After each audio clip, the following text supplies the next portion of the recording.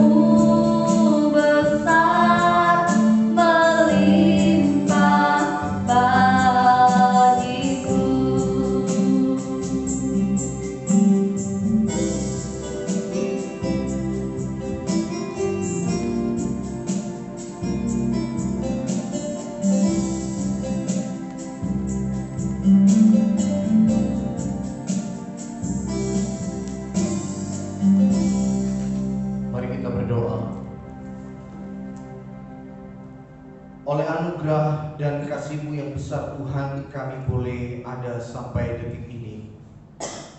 Kami boleh menikmati setiap kemurahan Tuhan, sehingga kami boleh kembali lagi dapat merenungkan kebenaran firman Tuhan, sekalipun dalam ibadah online di rumah kami masing-masing, tentu tidak mengurangi kuasa firman-Mu yang akan terus mengubahkan hidup kami, yang akan terus membentuk hidup kami seperti pribadi yang Engkau kehendaki. Terima kasih Tuhan, berkatilah waktu ini. Di dalam nama Tuhan Yesus kami berdoa. Amin. Shalom, selamat pagi jemaat Tuhan yang berada di rumah kita masing-masing. Saya percaya sampai saat ini kita boleh ada sampai detik ini semata-mata oleh karena kasih dan kemurahan Tuhan. Dan firman Tuhan pada pagi hari ini masih di dalam momen Paskah dengan sebuah tema kebangkitan Tuhan Yesus yang memotivasi. Kebangkitan Tuhan Yesus yang memotivasi. Erat di telinga kita sebuah kata motivasi, ya. Karena kita semua orang di muka bumi manapun membutuhkan yang namanya motivasi, ya. Motivasi dapat mendorong dan menggerakkan seseorang, menggairahkan semangat, mengobarkan satu spirit, ya, memberikan sebuah hasrat yang dapat mengubah perilaku seseorang. Dari yang awalnya mungkin tanpa pengharapan, dari yang awalnya mungkin mengalami kelesuan, menjadi pribadi yang penuh dengan kobar-kobar, menjadi pribadi yang menggebu-gebu ketika ada motivasi. Bapak Ibu Saudara dikasih Tuhan, kita juga sebagai seorang Kristen perlu dimotivasi, ya, secara khusus di dalam hal spiritual atau kerohanian kita. Kenapa ini begitu penting? Motivasi itu begitu penting agar kita tetap fokus, agar kita tetap menggebu-gebu, agar kita tetap berkobar-kobar hidup dalam Kristus, hidup dalam kasih-Nya, hidup di dalam terus sukacitanya, hidup dalam kesabaran, hidup dalam kerendahan hati. Karena tanpa motivasi semuanya akan gagal. Iman kita pun bisa memudar, dan semangat kita untuk mengikut Tuhan bisa saja menjadi luntur. Dalam kebangkitannya, dalam teks firman Tuhan, dua hal yang kita akan lihat, ya, dua perikop yang kita lihat. Tuhan Yesus memberikan motivasi yang besar bagi para murid-Nya. Mari kita melihat di dalam Lukas pasal yang ke-24 ayat yang ke-13 sampai ayat yang ke-35. Dalam sebuah perikop, Yesus menampakkan diri di jalan Emmaus. Lukas 24 ayat 13 sampai 35. Kita tidak membaca semuanya. Ada beberapa ayat penting di sana yang langsung menunjukkan motivasi Tuhan kepada para murid ketika Dia bangkit dan menampakkan dirinya. Ayat yang ke-28. Mereka mendekati kampung yang mereka tuju, lalu Ia berbuat seolah-olah hendak meneruskan perjalanannya. Tetapi mereka sangat mendesaknya, katanya, "Tinggallah bersama-sama dengan kami, sebab hari telah menjelang malam dan matahari hampir terbenam."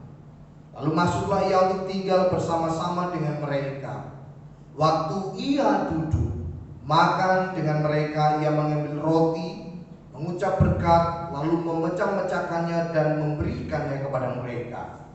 Ketika itu terbukalah mata mereka dan mereka pun mengenal Dia. Tetapi Ia lenyap dari tengah-tengah mereka.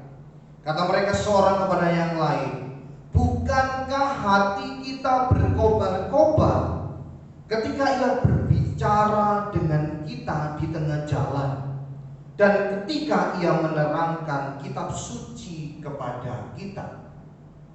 Penggalan perikop ini adalah satu peristiwa di mana Tuhan Yesus menampakkan diri kepada beberapa muridnya ketika mereka ada di tengah jalan Emmaus. Mereka saling bercengkrama dalam perjalanan mereka. Mereka saling menatap satu dengan yang lainnya, terbukti di ayat yang ke-20 dan 21. Tetapi imam-imam kepala dan pemimpin-pemimpin kami telah menyerahkan dia untuk dihukum mati, dan mereka telah menyalibkannya. Padahal kami dahulu mengharapkan bahwa dialah yang datang untuk membebaskan bangsa Israel. Ini satu peristiwa di mana mereka mengalami putus asa, putus harap, ketika Tuhan Yesus yang mereka harapkan itu tidak sesuai dengan yang terjadi dalam kehidupan mereka. Kemudian Tuhan Yesus menampakkan diri kepada mereka, ikut berjalan bersama, dan akhirnya menjelaskan bagaimana kitab suci harus digenapi lewat diri Tuhan Yesus mati, tersalib, dan akhirnya bangkit pada hari yang ketiga. Dan berita ini membuat mereka kemudian berkobar-kobar hati mereka, yang awalnya mereka putus asa dan putus harap, saudara. Dan Tuhan memberikan motivasi kepada mereka agar mereka tetap percaya, tetap terus berpengharapan kepada Allah yang hidup, yang bangkit, yang memberikan satu hal yang menggerakkan mereka, yang menggairahkan semangat dan hasrat mereka untuk mereka juga mewartakan kebangkitan Tuhan Yesus. Peristiwa yang kedua ada di dalam Yohanes 21 ayat yang pertama sampai ayat yang ke-14. Ketika para murid ditinggalkan oleh Tuhan Yesus, mereka mengira bahwa Tuhan tidak lagi bangkit, Tuhan tidak lagi menampakkan diri kepada mereka. Tetapi satu hal yang betul-betul secara tiba-tiba, ketika Tuhan Yesus menampakkan diri kepada para muridnya di pantai Danau Tiberias, di Yohanes 21 ayat yang pertama sampai ayat yang ke-14. Mereka kembali lagi dalam profesi mereka sebagai seorang nelayan. Mereka menebarkan jala. Dalam peristiwa itu mereka tidak bisa menangkap apa-apa. Ayat yang ketiga di pasal yang ke-21. Kata Simon Petrus kepada mereka, "Aku pergi menangkap ikan." Kata mereka kepadanya, "Kami pergi juga dengan engkau." Mereka berangkat lalu naik ke perahu, tetapi malam itu mereka tidak menangkap apa-apa. Nol hasil mereka. Ya, tetapi ketika Tuhan Yesus menampakkan diri kepada mereka, "Hai anak-anak, adakah kamu mempunyai lauk pauk?" Jawab mereka, "Tidak ada." Maka kata Yesus kepada mereka, "Tebarkanlah jalamu di sebelah kanan perahu, maka kamu akan memperoleh." Lalu mereka menebarkannya, dan mereka tidak dapat menariknya lagi karena banyaknya ikan. Maka murid yang dikasihi Yesus itu berkata kepada Petrus, "Itu Tuhan." Ketika Petrus mendengar bahwa itu adalah Tuhan, maka ia mengenakan pakaiannya dan terjun ke dalam danau dan menjumpai Tuhan Yesus.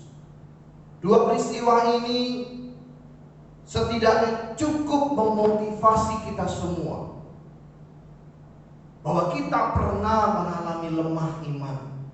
Kita pernah goyah dalam prinsip hidup kita.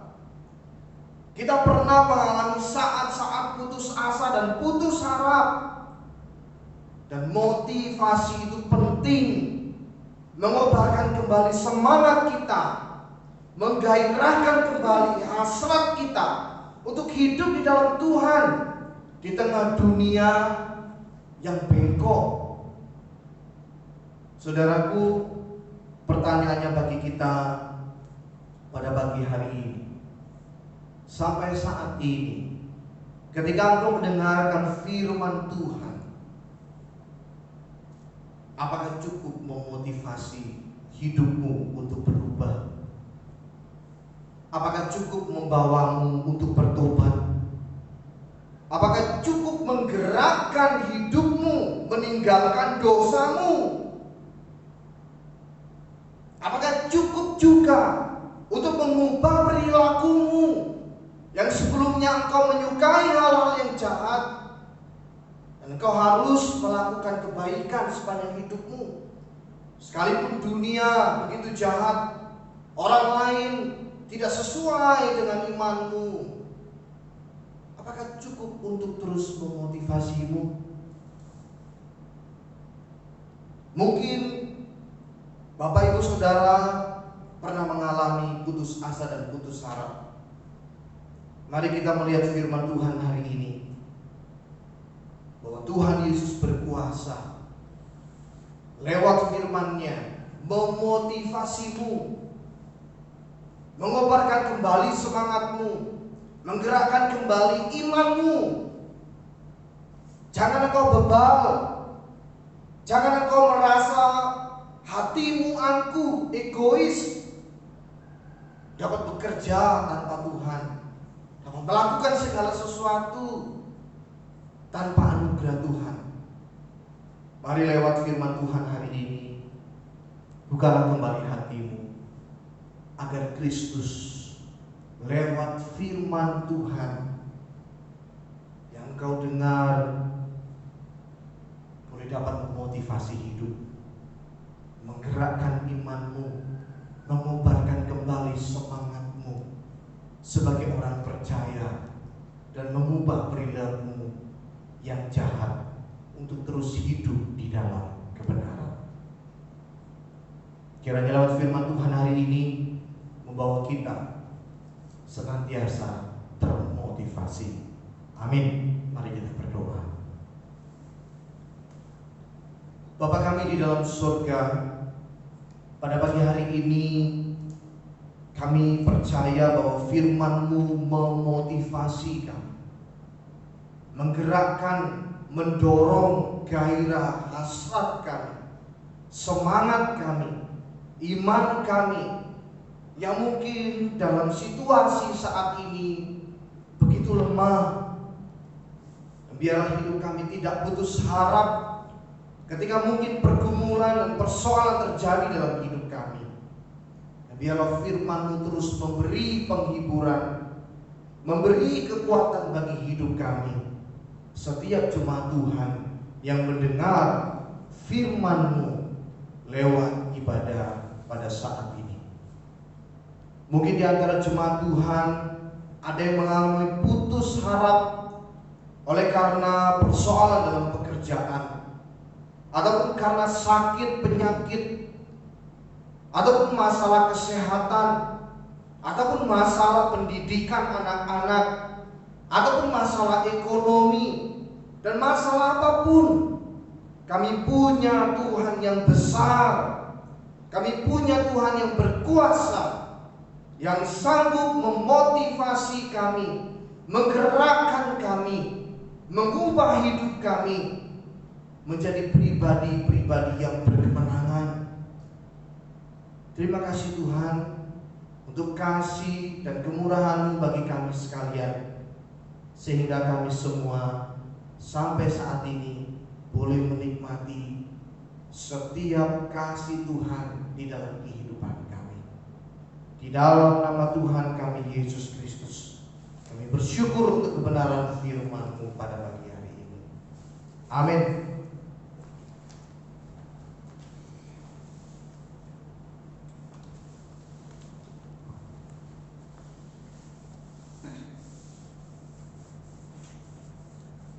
Terpujilah nama Tuhan.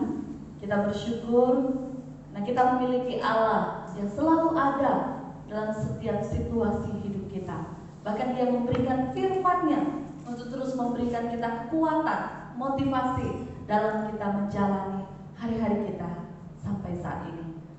Sebagai pujian penutup ibadah kita pada hari ini, kita naikkan pujian Terima Kasih Tuhan.